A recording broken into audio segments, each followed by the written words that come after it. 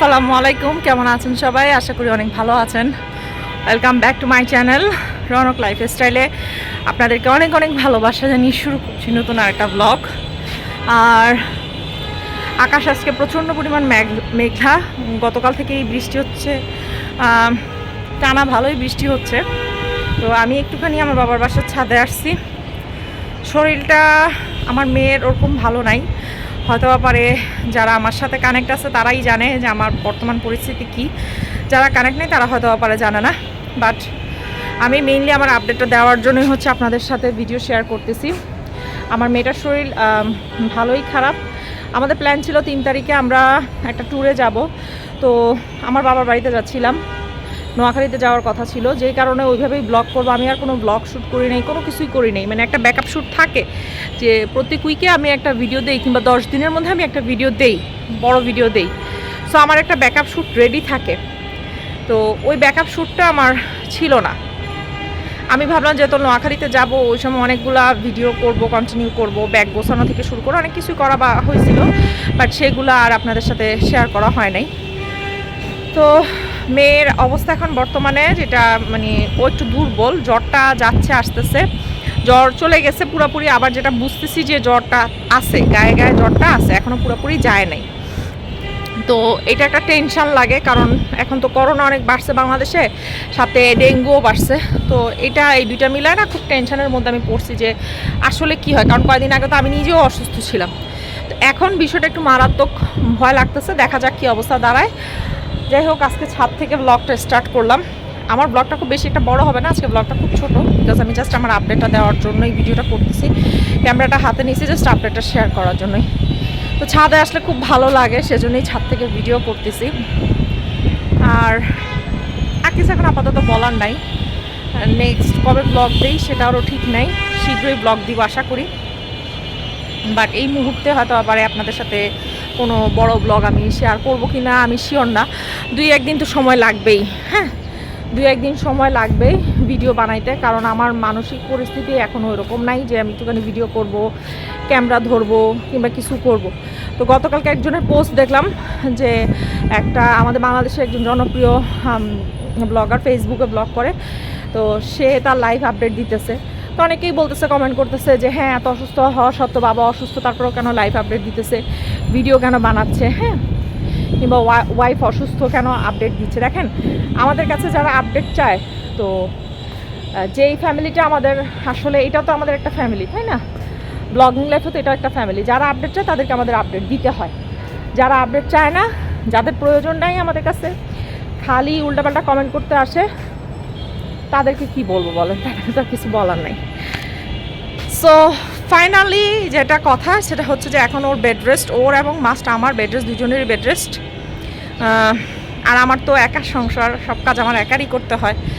আমার শাশুড়ি এখন ঢাকাতে নাই, উনিও নরসিংদী চলে গেছে। আর উনি ঢাকাতে থাকলে উনি অফিসে থাকে, উনি সেরকম ঘরের কাজ করে না সাধারণত। করে না বলতে গেলে উনি ওনারটা নিয়েই থাকে, অফিস থেকে আসে অসুস্থ থাকে। আর যেহেতু আমি আসি সেহেতু উনি করে না। তো বাচ্চাটাকে নিয়ে তখন আমার একাই রান্নাবান্না করা লাগে, একাই কাজ করা লাগে। ওই দিন যেদিন যাওয়ার কথা ছিল সেদিন যদি আমি রান্নাবান্না না করে আমার বাচ্চাকে একটু সময় দিতাম, তাহলে ওর জন্য এটা বেটার হইতো। বাট আমি ওই দিন রান্না করতেছিলাম সকালবেলা, মানে আমার নিজের কাছে এখন খারাপ লাগতেছে। ও শুয়েছিল, কিছু করার ছিল না, কারণ বলছে যে পানি চলে যাবে 9টার আগে। আমার পুরা ঘরের দায়িত্ব আমার কাঁধের উপরে থাকে। আমি জানি আর আমার আল্লাহ জানে যে আমি কীরকম কষ্ট করি, কিংবা কী কষ্টের মধ্যে দিয়ে আমি যাইতেছি। আমার যদি কিছু খারাপ লাগে, আমি সেটা আল্লাহকে ছাড়া আর কাউকে বই প্রকাশ করতে পারি না। আর বই প্রকাশ করি না, কারণ কোনো লাভ নাই কারো কাছে বলে, কে আমাকে হেল্প করবে বলো? আমার মাও অসুস্থ, তারপরেও যতটুকু আমার বাবা মা করার অতটুকু করে। আজকে ওয়েদারটা খুব সুন্দর, ভাবলাম যে আজকে এই ওয়েদারে ছাদ থেকে একটুখানি ভিডিও করে নেই, আপনাদেরও ভালো লাগবে দেখতে যারা রোজ আমার ছাদ দেখেন। আমার কাছেও একটুখানি মাইন্ডটা ফ্রেশ হবে, তাই ছাদে চলে আসছি। একটু হেঁটে টেটে নেই, তারপর হচ্ছে নিচে যাব। তো আমার আব্বুর খুব সুন্দর কচু গাছ হয়েছে, ভাবতেছি কচু নিয়ে যাব। কচুটা খাওয়া খুব উপকারী একটা জিনিস। তো চলেন আপনাদেরকে দেখাই কি কি গাছ আছে। আর বড় ভিডিও আবার কবে দিব জানি না, হয়তো পারে দিব খুব শীঘ্রই। দিতে তো হবে, এটা তো আসলে একটা কাজের জায়গা, এমন একটা প্ল্যাটফর্ম, এখানে ভিডিও না ছাড়লে হতেছে যে আমার ডলারটা ঢুকবে না। সো ভিডিও দিব, খুব শীঘ্রই দিব। তো চলেন আগে আপনাদেরকে গাছগুলো একটুখানি শেয়ার করি। তো কারি পাতা গাছ আপনারা সবাই জানেন, আমার মার এই কারি পাতা গাছটা মাশাআল্লাহ দিলে অনেক বড় হয়েছে। এখান থেকে আমি একটুখানি ভাবতেছি পাতা এবার নিয়ে যাব, আজকে বাসায় যাওয়ার সময় পাতা নিয়ে যাব, 2-1টা পাতা খাওয়ার জন্য, বেসিক্যালি অন্য কোনো কিছু না, জাস্ট খাওয়ার জন্য আমি হচ্ছে পাতা নিব। মাশাআল্লাহ থোকনাতে হয়তো এই থোকনাতেও হয়েছে, খুব ভালো লাগতেছে। ভালোই লাগতেছে, থোকনা হওয়াতে সুন্দর লাগতেছে। আর এটা তো পলাও পাতা গাছ আপনারা জানেন, তো এখান থেকে দেখি একটা পলাও পাতা গাছ আজকে উঠাবো। আর এই যে সবচাইতে বড় কচু গাছ, হ্যাঁ, এটার মধ্যে মানে এটার একটা পাতা কেটে নিয়ে শুটকির একটা ভর্তা বানাই, এটা খুবই দারুণ হয়, খুব ভালো লাগে আমার কাছে। এটার পাতা আমি নিব একদিন। আর এখানে অনেকগুলো মরিচ গাছ আছে, বাট এখানে কিছু মরিচ গাছ উঠাইতে হবে, কারণ অনেকগুলো থাকাতে মরিচ হয় না। আর ওইটাতে ধনিয়া পাতা হয়েছে, দেখতেছেন হয়তো পারে। আর পান গাছে তো পান আছেই, কি সুন্দর তাই না? আমার কাছে খুব ভালো লাগে। বাট এই একটা পান গাছই আমাদের আছে, এখন আর আরও পান গাছ হচ্ছে না, চেষ্টা করছি বেশ কয়েকবার, এনে হয় না। সেম গাছটাই এখানে একটা কচু গাছ, আর এই যে আরেকটা কচু গাছ, এটা একটা কচু গাছ। এগুলোতে গলা কম ধরে, এগুলোতে গলা ধরে অনেক, এগুলোতেও গলা ধরে, বাট মানে কোনটা জানি আছে যে গলা কম ধরে। এই যে এই কচু গাছটাতে গলা কম ধরে। আর লতি হয়েছে খুব সুন্দর, এটাতেও লতি হয়েছে, ওইটাতেও লতি হয়েছে। লতি আসলে আমরা পেরে খেয়ে ফেলছি, বেশ কতগুলো লতি আমরা পেরে খেয়ে ফেলছি। সো অল্প লতি আছে। লতি এই গাছের লতির তরকারি আপনাদের সাথে শেয়ার করব, ঠিক আছে? আর ওইটা তো জানেনই, দারচিনি গাছ, তারপরে হচ্ছে বট গাছ, আমার বাপের শখের বট গাছ। এই বট গাছটা এমনি বেয়ারিশ হয়েছিল, ওইটাকে নিয়ে আসছে। এটা হচ্ছে আলু বখরা গাছ। আমি আলু বখরা গাছ জীবনে দেখিনি, এই প্রথমবার দেখলাম আলু বখরা গাছ। আগে আব্বা আনার পর দেখছি, বাট হচ্ছে মানে আলু বখরা গাছ আমি কখনো কোনোদিন দেখিনি। আর এই তো টুকটাক গাছ আপনারা দেখতেছেন। এটার মধ্যে না তোমার হয়েছিল, ফুল আসছিল, ফুলগুলো মেবি পড়ে গেছে। হ্যাঁ, ফুলগুলো সব নষ্ট হয়ে গেছে, পড়ে গেছে, একটা ফুলও হয় নাই। এটা হচ্ছে এলাচ গাছ। হ্যাঁ, আমার বাসায় যে এলাচ গাছটা যেটা দেখছেন নরসিংদীতে, ওইটার ফুল মানুষ হচ্ছে ছিঁড়ে ফেলা। আর এটা যেহেতু মাটি কম, সার দেওয়া লাগবে অনেক, তো সেজন্য হচ্ছে এলাচি হয় না। এলাচি ফুলগুলো হয়েও এলাচি ফুলগুলো পড়ে গেছে। এই তো মোটামুটি আপডেট। বা এখানে আসলে না খুব ভালো লাগে, ওয়েদারটা দেখেন, জাস্ট ওয়েদারটা দেখেন। আমি একটা থাম্বনেল নিয়ে নিই আমার ইয়ার জন্য, একটা থাম্বনেল নিয়ে নিই আমি। কি সুন্দর একটা ওয়েদার, চিন্তা করো। ওয়েদার এতটাই খারাপ, এই বিমানটা আমাদের বিজির বিশাল বড় একটা বিমান, বোয়িং বিমান, অনেক নিচ দিয়ে গেছে। কারণ দেখো 2 সাইড দিয়েই মেঘ, আবার সামনে যাচ্ছে, এই মেঘটাও চলে আসবে, তাই খুব র্যাপিড হচ্ছে এই বিমানটা, মেঘটাকে খুব র্যাপিড ক্রস করলো। আমি আসলে ওই সময় ভিডিও মানে ভাবছি যে ভিডিও হচ্ছে, আসলে ভিডিও হচ্ছে না। মানে আমি বিমান এত নিচ দিয়ে গেছে, বিমানের সাইজ দেখে আমি হাঁ করে তাকাইছিলাম। যাই হোক, আমি এখানে হচ্ছে কিছুক্ষণ পর হচ্ছে মাগরিবের নামাজ দিবে, একটুখানি টুকটাক হাঁটাহাঁটি করে হচ্ছে আমি নিচে নেমে যাব। আর তোমরা অনেকেই বলো যে আমার ওজনটা আসলে তোমরা বুঝতে পারো না, মনে হয় যে না আমি আসলে অনেক চিকন, আসলে কিন্তু আমি এতটাও স্লিম না। যেমনটা আমার এখন শরীরে খুব পানি চলে আসছে, এখন আমার 92 কেজি চলতেছে বর্তমানে। তো আজকে হাঁটার ভিডিও দেখে হয়তো আবার অনেকেই এবার শিওর হয়ে নিবা যে হ্যাঁ আসলে আমি অনেকটা হেলদি। তো আমার এই মানে কি বলবো, আনফিট লাইফটাকে ফিট করতে হবে, বিকজ খুব বেশি অসুস্থ হচ্ছি ঘন ঘন আমি আর আজরান। তো এই তো আজান দিচ্ছে, আমি এখন নিচে নেমে যাব। মার বাসায় আসছি, এসে হচ্ছে কফি নিয়ে বসলাম।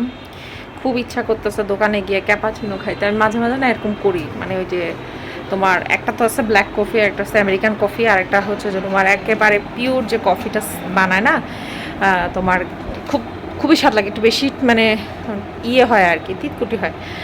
সালাম দাও, তোমার খবর সবাই জিজ্ঞাসা করতেছে। শুকায় পুরা কাঠঠোকরা হয়ে গেছে, আসছে তোমাদের সাথে একটু দেখা করতে, একটু দেখাই দিলাম তোমাদেরকে। মুখটা দেখো কি অবস্থা হয়ে গেছে। তোমার কি হয়েছিল বলো তো? বলবা না? খারাপ লাগতেছে? নানার বাসায় আসতে তো একটু সাজুগুজু করছে, দেখো মানে শুকায় গেছে, কি অবস্থা হয়েছে। মেয়ের হাতটা দেখো শুকায় কি অবস্থা হয়েছে, মানে এত ওর অবস্থা খারাপ হয়ে গেছে। এমন শুকনা মানে এমন শুকাইছে। এখন আমার আব্বার সাথে যাইতেছে হচ্ছে স্বপ্নে, মানে স্বপ্ন হচ্ছে আমাদের এখানে একটা সুপার শপ, তো ওইখানে যাইতেছে, দেখা যাক কি কি আনে আর কি। ওর খানার জন্য জিনিসপত্র আনবে, আমাদের জন্য কোনো কিছু না। আমার গায়ের রং আর পর্দার রং দুটো হয়েছে এক হয়ে গেছে। খুব ক্যাপাচিনো খেতে ইচ্ছে করছে, একদম তিতা যে কফিটা থাকে সেটা খুব ভালো লাগে, ওইটা খেলে না ব্রেন একদম ফ্রেশ। তালের বল থাকতো, এরকম হলে ভালো হতো। তারপর আমি মিলাই নিব আমার কাছে যা আছে। তো এই হচ্ছে মোটামুটি আমার পাতিল, যেটা তোমাদেরকে বলছি যে দেখাবো, এই সেই পাতিল। আর আজরানের ঘরটা এখানে সেট করছি, তোমাদেরকে একটু দেখাই। এই যে লাইটটা একটু জ্বালা দেয়। আজরানের ঘরটা হচ্ছে এখানে সেট করছি, ভালো একটা কাজ করছি এটা এখানে নিয়ে এসে। কারণ আমার বাসাতে আমি মানুষরা থাকার জায়গায় খুব কম হয়ে যায়, জিনিসপত্র এত বেশি, ওর বাবার দোকানের জিনিস সব তো সেজন্য হচ্ছে যে আমি ভাবলাম যে এই ঘরটা এখানে নিয়ে আসি, এটাকে এখানেই সেট করে দিছি। আমি না দাঁড়ায় কথা বলতে পারছি না, একটু কথা বলে হচ্ছে টায়ার্ড হয়ে যায়। যাই হোক, এইটারে এখানে সেট করছি। দেখো ওর কিচেনটা ওইখানে রাখছে, আর আমার মারে যে ফুলের টপটা কিনে দিছে এটারে নিয়ে এখানে রেখে দিছে।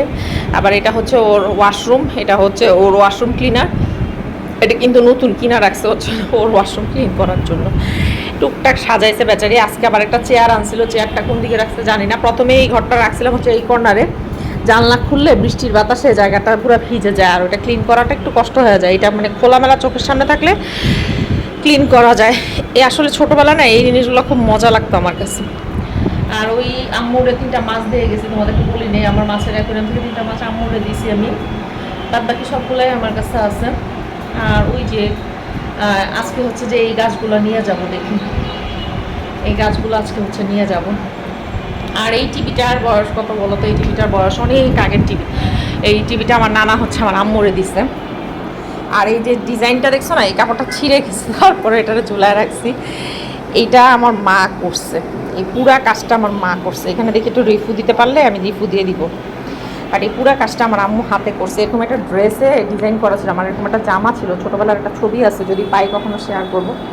ন্যাশনালের টিভি, অনেক আগের টিভিটা, বিখ্যাত টিভিতে। এইটা এখনও ফালায় না, এটা আমার নানার একটা স্মৃতি। তখন টিভি মানে অনেক আরও কত 30 বছর আগে যদি বলি, মানে আমার ধরো এখন 27 27.5 চলতেছে, ঠিক আছে, তাহলে এটা ধরো 30 বছর আগের। তো 30 বছর আগের হলে মানে অনেক পুরানো একটা টিভি। এটা এখনও চলে আলহামদুলিল্লাহ, এটা সব কিছু ঠিকঠাক আছে। ভিতরে মানে বাহিরের বডিটা ঠিক আছে, ভিতরে যা সমস্যা ছিল সব ফেলে দিয়ে আবার নতুন সেট আপ করছি। বাট এটা আমার নানার একটা স্মৃতি, ওই সময়ের কালার টিভি, 30 বছর আগে কালার টিভি আমাদের বাসাতে ছিল। তো যে কারণে এই টিভিটা এখন পর্যন্ত আমি ফালাই নেই। সবার সাদা কালো টিভি ছিল, অনেকের ঘরে টিভিও ছিল না, কারণ ওই সময়টাতে না এই জিনিসগুলো অন্যরকম ছিল। আর তখন টিভির যে, এটা তো টিভি স্ট্যান্ড আমাদের, হ্যাঁ, টিভির স্ট্যান্ডটা কিরকম ছিল বলি তখনকার সময়। এদিক থেকে কলাসেবল গেটের মতন টান দিত, এদিক থেকে টান দিত, মানে কিছুটা শাটারের মতন ছিল। সেই টিভির স্ট্যান্ডের টিভি, সেই আমলের টিভি ওইটা। এখনও এই টিভি চলে, এখনও খুব সুন্দর চলে। তো এখন আমরা আসলে মোবাইলের যুগে আর টিভি কেউ ধরে না, তাই ডিশের লাইন কেটে দিছি। ওই বাংলাদেশ টেলিভিশন যেটা বিটিভি, সেটা যদি চালাইলে চলে, নাহলে চলে না। এই হচ্ছে আপডেট। তো এই হচ্ছে ওয়েদারের অবস্থা, এই হচ্ছে আপডেট। আর এইখানে তো খোলা ছিল আগে, গেট আস করে তোমাদের সাথে শেয়ার করতাম, এখন আর শেয়ার করতে একটু বেগ পাই সোফার কারণে, তো এখন আর দেখাইতে পারতেছি না। আজকের ব্লগটা অত ভালো হবে না, তারপরেও বলতেছি আজকের ব্লগটা এইটুকুই রাখতেছি। তোমাদের সাথে নেক্সট ব্লগে দেখা হবে, নেক্সট ব্লগে কথা বলবো। আজকের ব্লগটা এইটুকুই রাখতেছি, আমার ভালো লাগতেছে না আজকের ব্লগটা, এই জন্য এইটুকুই রাখতেছি। শরীরটা আমার অনেকখানি টায়ার্ড, কথা বলতে পারতেছি না আসলে। তো যাই হোক, যতটুকু করার অতটুকু করলাম, কারণ প্রত্যেক সপ্তাহে একটা ভিডিও দিতে হয়, কিছু না কিছু একটা দিতে হয়। এখন যেখানে ট্যুরে যাই না, আমি এরপর থেকে একটা ব্যাকআপ ভিডিও আগে বানায় রাখবো। প্রায় প্রত্যেক উইকে একটা ভিডিও না দিলে প্রবলেম হয়। বড় ভিডিওটা আমি দেখছি চ্যানেলের ইয়ারা ডাউন খাওয়া যায়, আর আমরা তো ছোটো পুঁটি মাছ, আমাদের আরও বেশি ডাউন খায়। তো যাই হোক, আজকের ব্লগটা এইটুকুই রাখতেছি, দেখা হবে নেক্সট ব্লগে। সে পর্যন্ত সবাই ভালো থাকো, আল্লাহ হাফেজ। আবার কথা হচ্ছে তোমাদের সাথে নেক্সট ব্লগে।